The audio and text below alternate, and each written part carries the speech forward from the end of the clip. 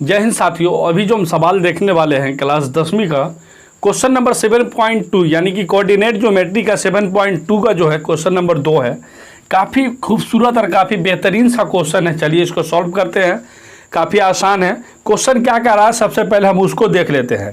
Question ये कह रहा है कि बिंदु 4-1 यानी कि बिंदु 4-1, ये 4 और -1 ये बिंदु, अब दूसरा बिंदु जो है इसका यानी कि -2 और -3 दूसरा बिंदु ये है। तो इसको बोल रहा है कि जोड़ने वाले रेखाखंड का समत्रिभाजित करने वाले बिंदु के निर्देशांक ज्ञात कीजिए। मतलब कि समान 3 भाग कर रहा है, समद्विबाहु नहीं, समान 3 भाग में बांट रहा है।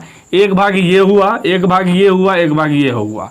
अगर ए भी अगर माने, ये जो बिंदु दिया गया है, यहाँ हमने क्वेश्चन 2 को जो सॉल्व किया, माना P एंड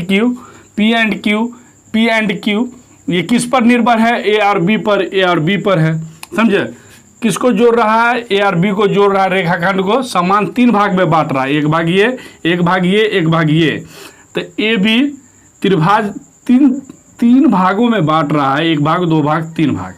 तो इसको सॉल्व करने का सिंपल सा आसान तरीका है। सबसे पहले यहाँ देखेंगे हम, अगर पहला जो लिए हैं इसको हम सॉल्व कर रहे हैं, समझिए ये इसका सॉल्यूशन है। सबसे पहले क्या करना है, आपको मान लेना है P एंड Q, बिंदु A एंड B, A कितना 4-1 और B कितना -2 एंड 3 के जोड़ने वाले रेखाखंड को समान त्रिभाजित करता है। जो क्वेश्चन आपका कर रहा है कि सम त्रिभाजित करता है यानी कि समान 3 भाग में बांट रहा है, वही चीज़ हमने सॉल्यूशन में मान के हमने लिख दिया। A और B है और P और Q है जो बांट रहा है, एक भाग ये, एक भाग ये, एक भाग ये। तो यहाँ AP लिए हैं किसके बराबर? PB के, यानी कि AP लिए हैं PB के। तो देखिए AP का जो ये जो आया, अगर AP के अनुपात की अगर बात की जाए तो देखिए ये 1 अनुपात है और इधर 1 और 1 2 अनुपात है। मतलब AP 1 अनुपात में हुआ, PB 2 अनुपात में हुआ। तो विभाजन सूत्र से फॉर्मूला आपको मालूम होना चाहिए, M1 के साथ X2 होगा, M2 के साथ X1 होगा और नीचे M1 जोड़ M2, मतलब कि पहले अनुपात और दूसरे अनुपात। ठीक उसी तरह y में भी सेम होगा, M1/2 प्लस M2/1 और M1 जोड़ M2। तो हम ये काम जो किए हैं, ये बिंदु और ये बिंदु को लेते हुए 1 अनुपात इधर है और 2 अनुपात इधर है। ए बी और पी बी में हम बात कर रहे हैं, ए और पी और बी में हम बात कर रहे हैं। तो यहाँ ध्यान दीजिएगा, सबसे सिंपल सा बिंदु जो ए जो दिया गया है 4 और -1 दिया गया है ए बिंदु, और वही बी बिंदु की अगर बात की जाए तो -2 एंड -3 दिया है। तो ए बिंदु देखिए यहाँ M1 X2, तो M1 कितना है यहाँ देख लीजिए, M1 इसका ये हुआ, M1 इसका 1 हुआ और M2 इसका 2 हुआ। M2 जो है इसका ये 2 होगा। तो डायरेक्ट फार्मूला पर 1 गुने यानी कि M1 गुने X2 प्लस M2 गुने X1 कितना है इसका 4 है, बट्टा M1 जोड़ M2 यानी कि 1 + 2। इसी तरह y में होगा यानी कि M1 यानी कि M1 जो है उसका y2 का गुणांक होगा, तो y2 का गुणांक हुआ -3 का प्लस 2 × -1 यानी कि M2 2 है और y1 जो है -1 है। और नीचे जो अनुपात है उसको हम जोड़ देंगे। यहाँ गुना करने पर प्लस -2 4 दूनी 8 प्लस r/3 आया। यहाँ गुना करने पर -3 प्राप्त हुआ, यहाँ -2 प्राप्त हुआ। -2 जोड़े 8/3 है तो यहाँ घट गया तो 6/3 आया। -3 - 2 यानी कि ये -5 यानी कि -5/3 आएगा।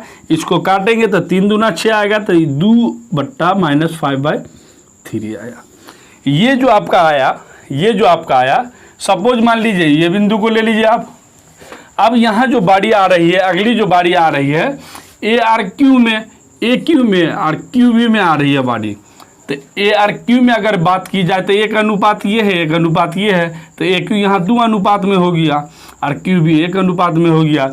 ठीक इसी तरह प्रोसेस में हमको बना लेना है M1। तो यहाँ जो M1 इसका 2 है तो 2 है, किसके साथ है यहाँ?